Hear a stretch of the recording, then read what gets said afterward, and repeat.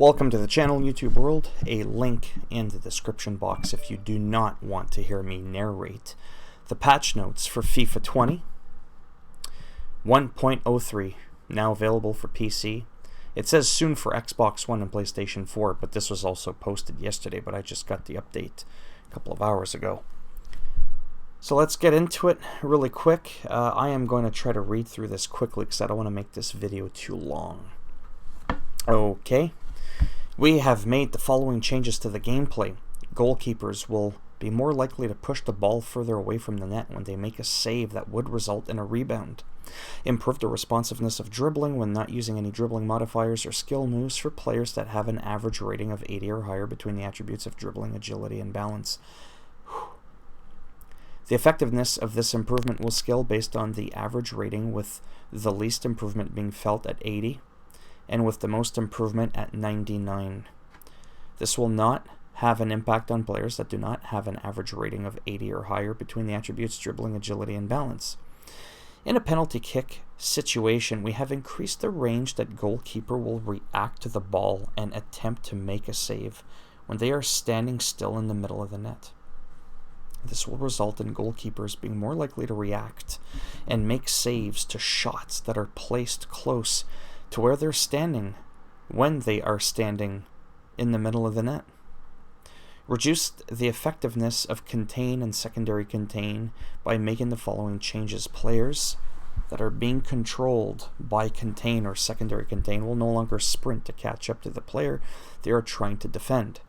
Players that are being controlled by contain will now take longer to react to the ball carrier's movements. Secondary contain already functioned in this manner. Reduce the effectiveness of lofted ground passes and lofted through passes by increasing the amount of error present when making these passes. These are the passes that are performed by either double tapping the pass button or the through pass button. Address the following issues. Players were sometimes being knocked back unrealistically when being hit by the ball. I've seen that. It was absolutely hilarious. Low-driven shots were being impacted by more error than other types of shots when being taken in easy shooting situations, such as when there is low defensive pressure or where the player is well balanced and in control of the ball. Sometimes the goalkeeper was punching the ball in a situation where they should have easily caught it. They couldn't catch it, like, come here. Sometimes the goalkeeper would not correctly control the ball at their feet after making a knockdown save.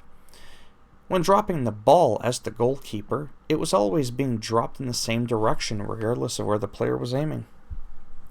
At kickoff, passing the ball without aiming the pass was resulting in the ball being passed to a spot where it was often being intercepted by the opponent. Oh, I see what's going on. The AI was cheating.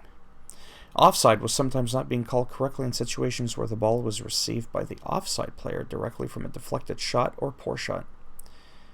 Offside was sometimes being incorrectly called after an in-game cinematic scene following a stoppage play.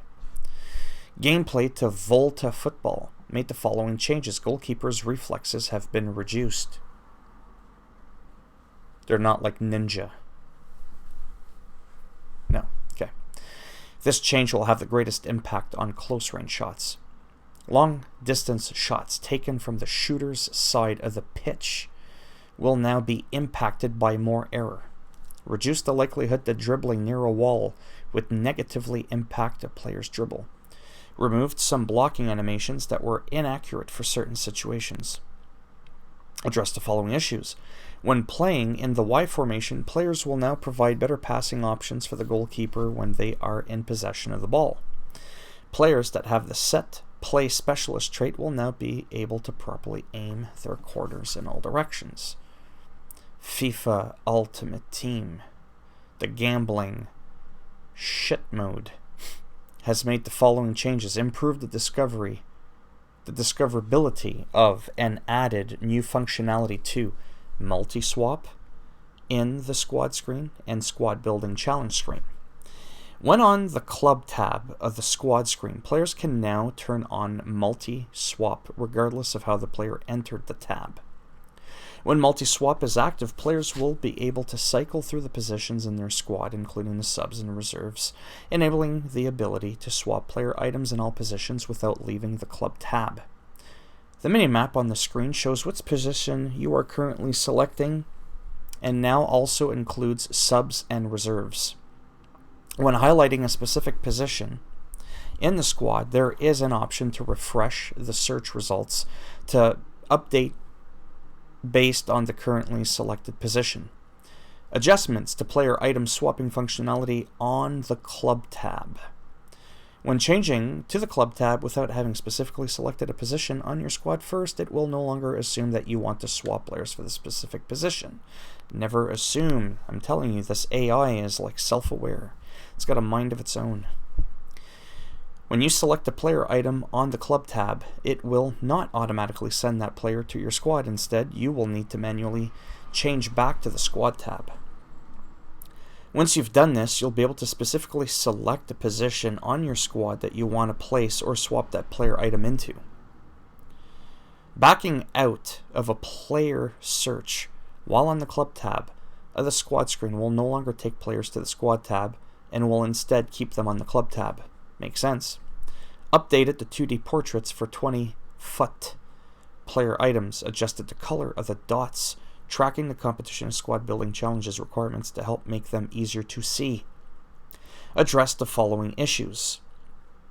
Stability issue related to selecting certain reward options in foot rivals. This issue would not have been impacting players directly, as it was being mitigated by adding 1 foot coin to some reward options. We will be removing that foot coin from those reward options in future competitions. The season objectives widget had overlapping numbers when a player had a high season objective XP total. Manager names were appearing incorrectly on the comparison panel when viewing the transfer market tab from the squad screen. The create new squad option was briefly showing at the top of the list before populating with the available squads when loading the selection screen. Visual issue when comparing a goalkeeper to another player on the sub bench while in the squad screen. Volta Football again made the following changes. All Volta Football skill games have had the scoring values tuned due to player feedback. Addressed the following issues. The new item indicator was not properly updating after a player reviewed the equipment of a recently obtained item. Golden goal rules were not working correctly in futsal matches in Volta Football. Items earned by completing skills training legend challenges were not appearing in a player's inventory until they exited and re-entered Volta Football.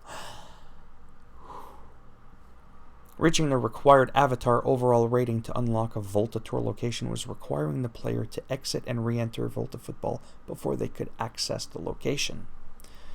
Adding a guest to a Volta League match and then going into the squad management screen would result in that guest being removed from the match. The guest could be re-added successfully. Player clipping was present in some post-goal celebrations. There were invisible walls present in the skills training drills in Amsterdam. I guess they put back the Berlin Wall.